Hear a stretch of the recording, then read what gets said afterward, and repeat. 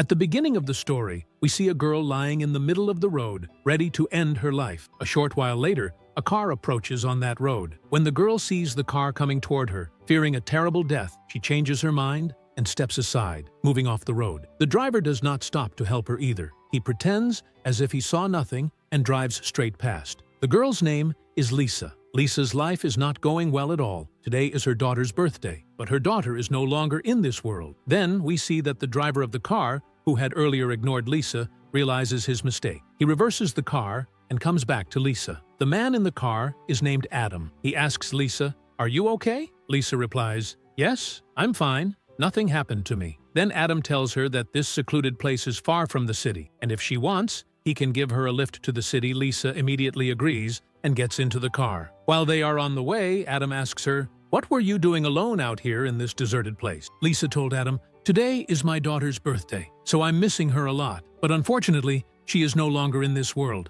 I'm completely alone now. There's no one left in this world I can call my own." Hearing this, Adam said, "So that's why you were lying in the middle of the road? To kill yourself?" Lisa replied, "No, I don't want to die. I just want to see my daughter one more time, no matter how." Then Lisa turned on the car radio. The news was playing. The reporter said, "There is a serial killer roaming in the forest, and this morning he has killed 2 more girls." The police don't have his picture, but here's what they've learned. He is a white male, he drives a brown-colored car, and he has a cross symbol on his right hand. Hearing this, Lisa's heart nearly stopped. Because the description matched Adam exactly, she quietly looks over and sees Adam really does have a cross scar on his right hand. Lisa starts shaking with fear. But before she can react, Adam suddenly slams the brake. Lisa's head hits the dashboard, and she loses consciousness. When she finally opens her eyes, she finds herself trapped inside a strange underground bunker, thick metal walls all around. No exit anywhere. Lisa screams in panic,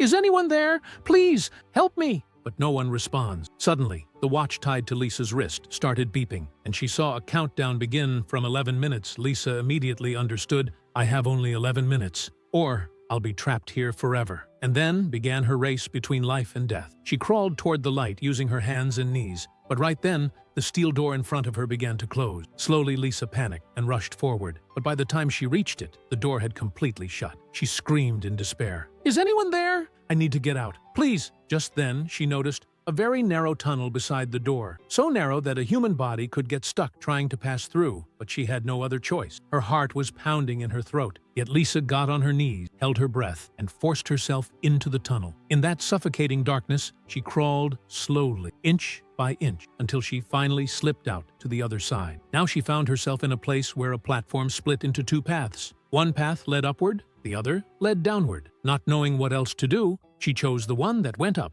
She crawled forward, and suddenly, the floor beneath her started rising. It was like some twisted death trap. The floor was moving up like a machine, as if preparing to crush her against the ceiling. Lisa moved in blind panic, desperate to survive. The top and bottom were just seconds away from closing in on her. At the very last moment, her hand reached the edge. The countdown was ticking. With her final burst of strength, she slid forward and pulled herself out just before she could be crushed alive. Panting hard, she felt the wild, burning relief of still being alive. Lisa had escaped death by a heartbeat. After narrowly avoiding being crushed, Lisa took a breath of relief, but she had no idea that something far worse was waiting ahead. Just then, the alarm on her watch beeped again. The alarm told her one thing: half the time was gone. She now had only 5 minutes left. Lisa dropped to her knees and began crawling forward again. After moving a little, she saw something ahead, a person lying on the ground. When she got closer, she realized it was a dead body, completely burned, and the terrifying part was, the person was wearing the exact same watch that Lisa had on her wrist. Lisa understood immediately. This person tried escaping too, but failed, and died here, burnt alive. She thought, maybe it's impossible to escape from here. Seeing that burned corpse shattered whatever hope she had left. Still,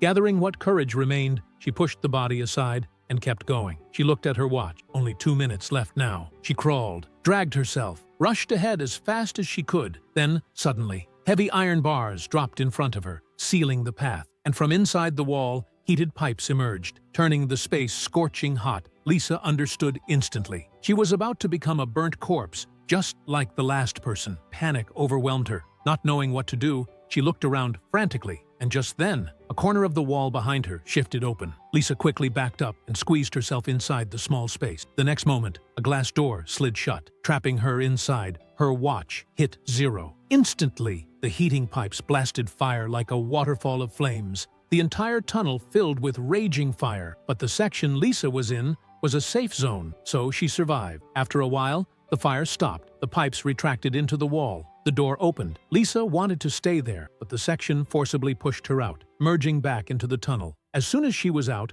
her watch restarted a fresh 11-minute countdown, and immediately, the iron ceiling dropped down, stopping just inches above her back. There was barely enough space for her to crawl. Lisa was completely helpless. She broke down in tears. She looked at her watch. Time was running out again. In 11 minutes, the fire would return, and she would turn to ash. She thought, if I have to die, I'd rather try one more time. Maybe I can escape. And that's why Lisa gathered her courage again and began trying to save herself. This time, she lay on her back, pushing forward slowly with the strength of her hand. After crawling a bit, the tunnel ended, and in front of her was a massive water tank. Lisa was exhausted and terribly thirsty. Still lying down, she reached out and drank some water to soothe her throat. She checked her watch. Only 8 minutes left. There was no path except through the water, so she took a deep breath and slipped in. The tank was huge, and she couldn't figure out which direction to go. She searched for an exit, but found none. The path behind her had closed off too. Her breath was running out. Just then, a hatch opened at the top of the tank. Lisa kicked upward and climbed out. She emerged gasping, breathing hard and fast. She had to keep going, but she was drained. As she walked, her eyes grew heavy from exhaustion, and she began to drift off. Suddenly, she heard a voice. Someone was screaming. Someone else was here, calling for help. That sound sparked new hope inside her. She rushed toward the cries, but then the ground beneath her suddenly gave way, revealing a pit of boiling acid. She barely stopped in time. The acid was so deadly that even solid metal dissolved in seconds. Lisa tore a piece of her clothing and dropped it in to test it. The fabric turned to black ash in moments. Terrified, she moved carefully forward. As she crawled along the edge, her knee suddenly dipped into the acid. She screamed in pain, but thankfully her protective suit kept her alive. Still, a deep burn formed beneath it. The good news, the voice was now very close. Ignoring the pain, she pushed forward again. Finally, she reached a metal grate, and just beyond it, another grate. Behind that,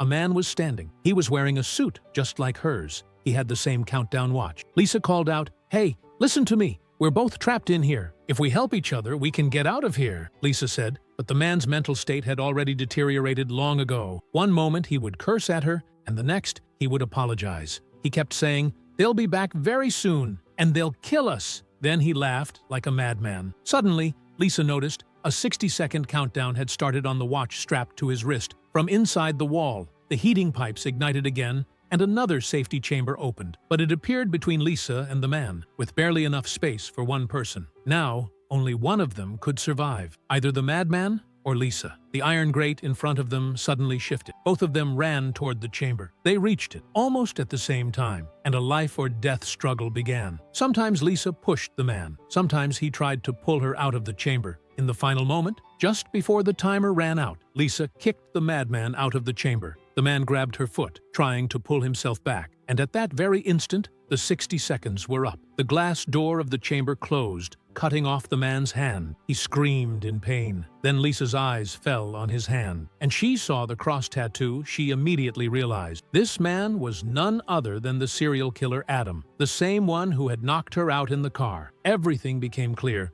Lisa had thought Adam had trapped her here, but in reality, Adam had fallen into a deadly trap himself. Then, the 11-minute timer on Lisa's own watch ran out, and the fire shooting from the heating pipes turned Adam to ash within seconds. Seeing Adam's horrific death, Lisa trembled in terror. A few moments later, a terrifying-looking robot emerged from a small tunnel inside the chamber. The robot didn't harm her. Instead, it repaired her knee, burned by acid. Shaking, Lisa asked, "Who are you? And why have you brought me here?" From the robot's face, a tool extended and connected to Lisa's suit. Through that tool, Lisa's memories began to flash back. She saw. When she had been in Adam's car and had realized his true nature, a terrible fight had broken out between them. Suddenly, Adam had stabbed her in the chest with a knife and thrown her out of the car. At that very moment, a brilliant white light descended from the sky, saving her life. As soon as the memory ended, she returned to the present. Now Lisa understood completely. It wasn't a human being. Aliens had saved her from Adam's deadly attack and brought her here. But why? Without answering,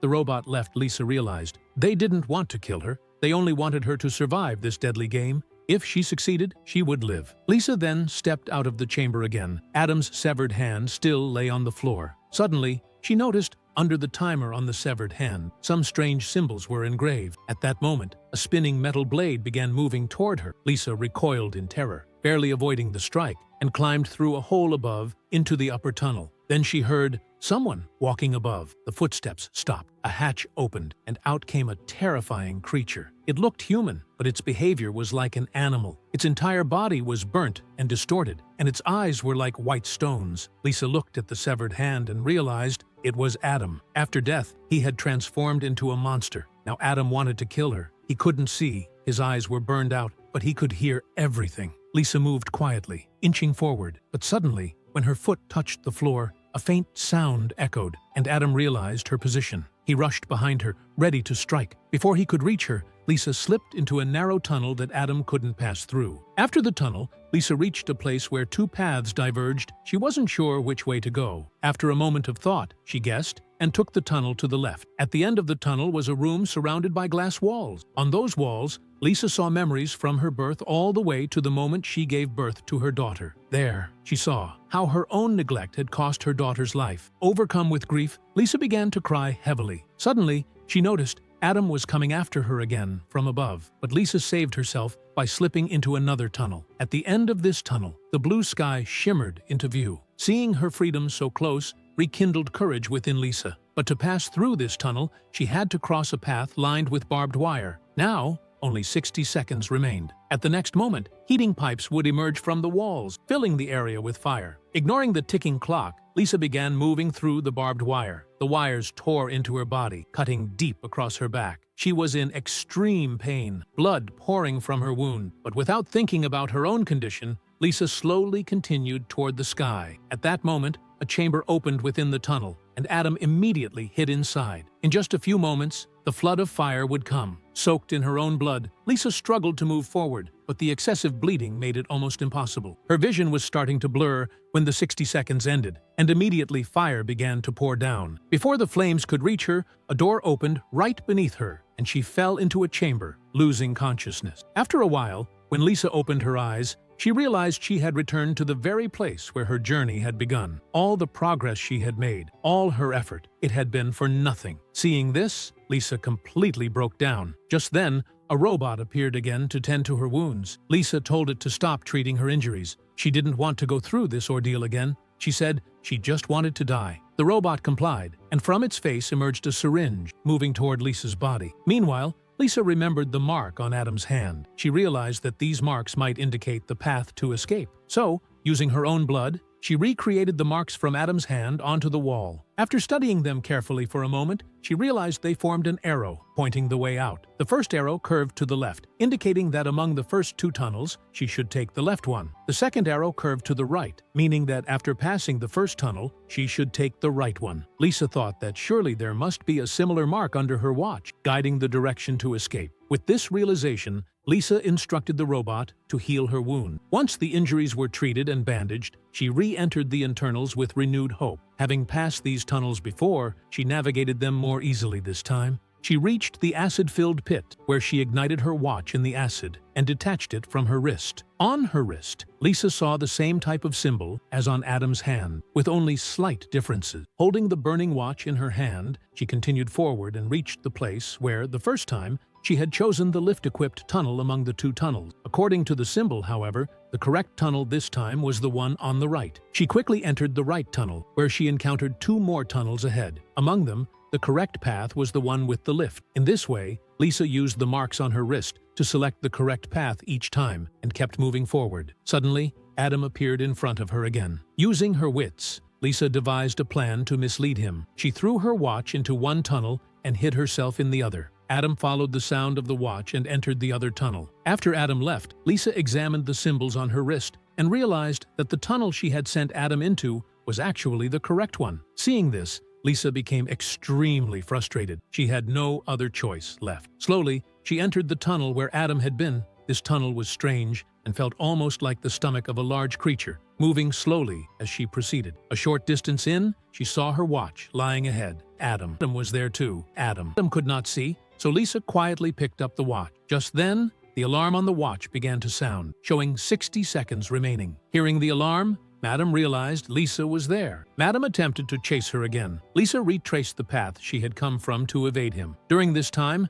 the 60-second countdown on her watch had begun, and heating pipes emerged from the tunnel. At the same time, a rescue chamber within the tunnel opened. Lisa quickly entered the chamber and hid. Adam also reached the chamber, but it was too late. The chamber's glass door had already closed. Here, Lisa flipped Adam off to show her defiance. But unfortunately, this time the heating tubes that normally shot fire retracted without igniting, and the chamber's door opened. At that very moment, Adam lunged at Lisa. To save her own life, Lisa had to fight Adam. She pressed the monster's head under her foot, and the chamber's back wall also pushed her forward, which forced the creature's head down and allowed Lisa to finally escape. Lisa continued down the path, where she again came across two tunnels. According to the symbol on her wrist, she had to choose the right-hand tunnel, which was the final tunnel of this labyrinth. Just then, a girl emerged from the lift-equipped tunnel. Lisa's eyes widened in astonishment, and she began to cry. The girl was none other than her daughter, Nina. Since Nina's death, Lisa had lost all desire to survive. Her only wish had been to see Nina again,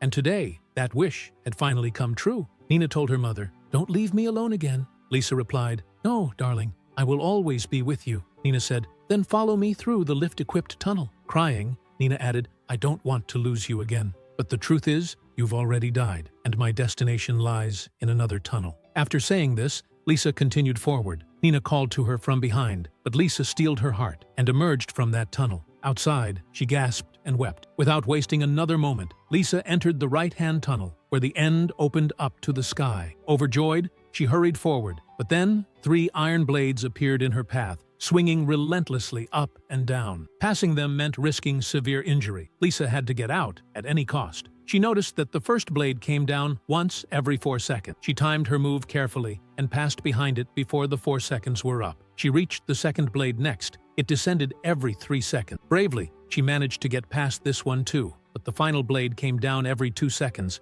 making it extremely difficult for Lisa to pass. Driven by her thirst for freedom, Lisa managed to get past the final blade, but unfortunately, her foot got caught in the middle and was cut. Lisa fell in immense pain, but ignoring her injury, she reached the end of the tunnel where she saw the open sky. However, as she reached forward with her hand, it touched a screen. On it, a video of the open sky was playing. Seeing this, Lisa felt deeply disheartened. She said, "I've done everything I was told to do." Then she laughed like a madwoman. At that moment, heating pipes emerged from the tunnel. The 11-minute timer was almost up. Lisa calmly prepared to face death, but this time, the heating pipes retracted into the tunnel without igniting her. Suddenly, the top of the tunnel opened, and a bright, intense light shone down on her. Lisa's body began to float in the air, merging with the light. A short while later, when Lisa opened her eyes, she found herself beside a waterfall. A smile returned to her face. Mina and others were there. Lisa asked Nina, "Have I died?"